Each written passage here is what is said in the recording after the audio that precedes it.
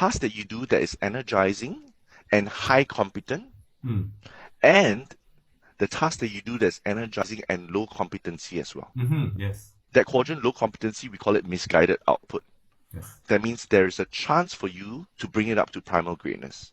And why is Okay. primal greatness so important as that quadrant? See, the funny thing is that your boss and your co-workers might tell you that, hey, Darren, not true. I think you love numbers, Mm. right? They can tell you that Yes. point blank, but they are wrong. And you are 100% correct when it comes to energy ruler. You own the x-axis. Yes. The Correct. y-axis, however, you don't own it. Your boss, your co-workers, the market owns it. They will tell you whether you are shit at it, you're good at it. Yes. So the y-axis, however, unfortunately, management and leaders, Yes. they only look at the y-axis for most people. They never Yes. care about the energy level. They will never ask you, Darren, when you're doing this Excel or report, how long do you take? They'll never ask you that, No. right? As long as it gets done by the deadline, correct. Yeah, but you are up there at 2 a.m., 3 a.m. doing that report Yes. that drains the heck out of you, Yes. and nobody knows that. They just see your good work and it's like, wow, okay, great. So they assume that you love it. Yes. So that's the danger. So when we think about this, first thing to do is do the exercise. Then you know specifically what are the tasks that energize you and drain you. Then you have this thing called leverage, because now you have no idea whether or not to carry on with the company Yes. and help them understand that, hey, actually I'm really great at these things. Is there a role that I can play that do more of these things? Then you don't even need to leave, right? Yes. Because now you're feeling more and more energized. The second thing, if really worst case, sorry, we can't really do that, while everything is frozen and things like that, Yes. then the other option is always looking outside, right?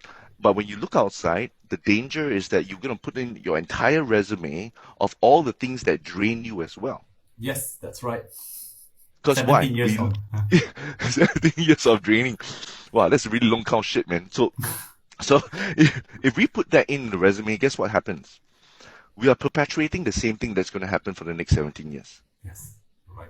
So you put experience, and it's drain. And every now and then you put in something that's energizing. Correct. And guess what? You will find people that will ask you, oh, you're so much experienced in this. Competency, the y-axis. Correct. Darren, I think you should be suitable in this role. Of course I'll be suitable in this role, but I would die there. Yes. Internally, I will die there. Yes.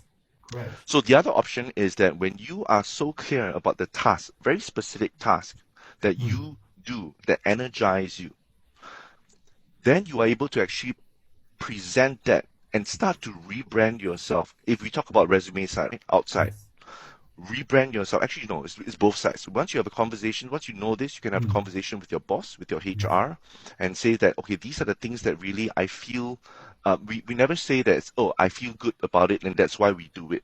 That's why I want a job that's that. We never do that because why? HR and your boss doesn't give a shit about that. That's correct. It is always the value add to the company. Yes. What's the productivity? What's the efficiency exactly? Performance. So when you brand it, when you talk about this, it's always about, I feel I can contribute the most in these areas. It's never about, oh, I feel energized, that's why I want this.